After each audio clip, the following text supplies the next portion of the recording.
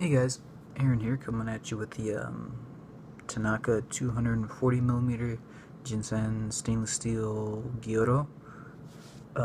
Just a couple little things about it before we'll do some cutting. Um, I will say for the price point, you probably are looking at really hard to find a really nicer stainless that has better edge retention and such. Creature coverings aren't super high. The spine heel area isn't rounded, neither is the choil area and such. So just to make that a little more comfortable for yourself, you're probably going to want to, a little file and sandpaper and ease it just a bit. Um, Boxed edge was okay, not the greatest, not the best, not the worst either.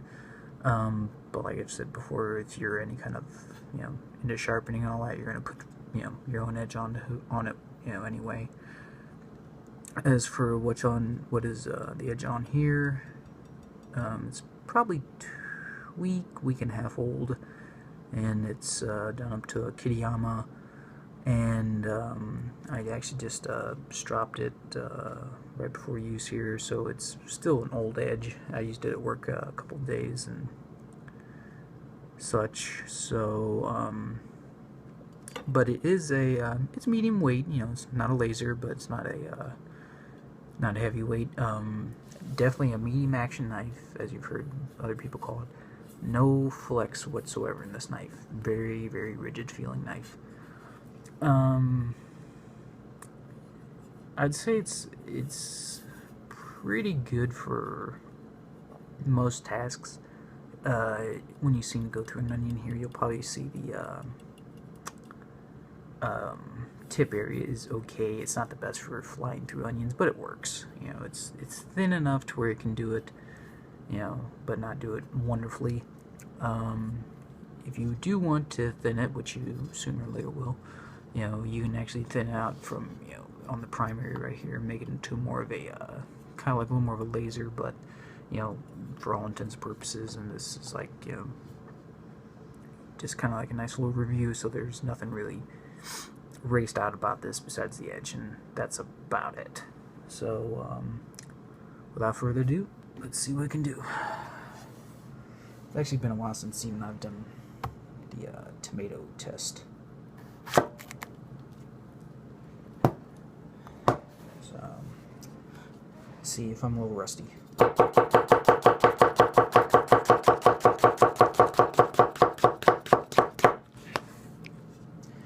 So, yeah, like I say, we get you nice little thin slices of tomato and such.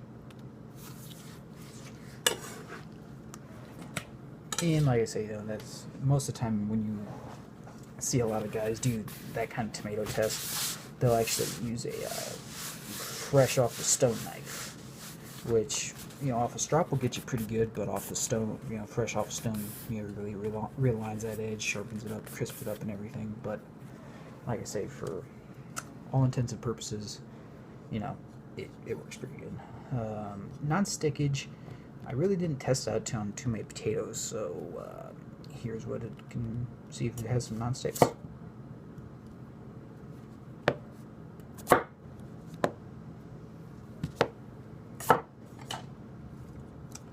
So pretty good non-stick. I mean,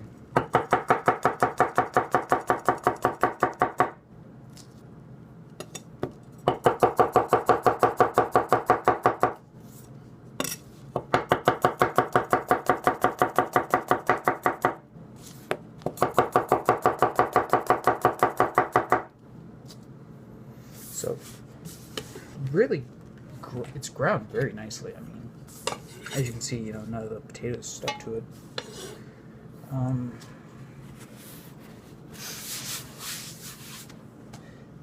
And it's probably also worth mentioning that the stainless steel here is actually hardened to about 62 to 63, I think, on the rock scale, on the Rockwell 6 scale, instead of like most stainlesses, which clock in at like 60, 60 to 62 if you're kind of really lucky.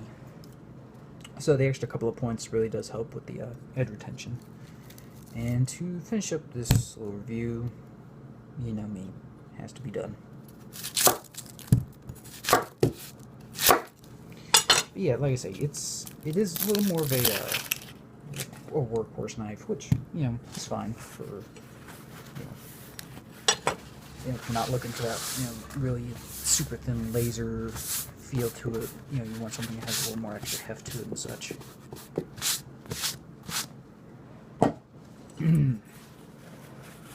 Yeah, like I say, the tip area, it's pretty good. It's not the best, not the worst, but you'll see here what I mean when I go through the onion, if the camera can catch it, that is.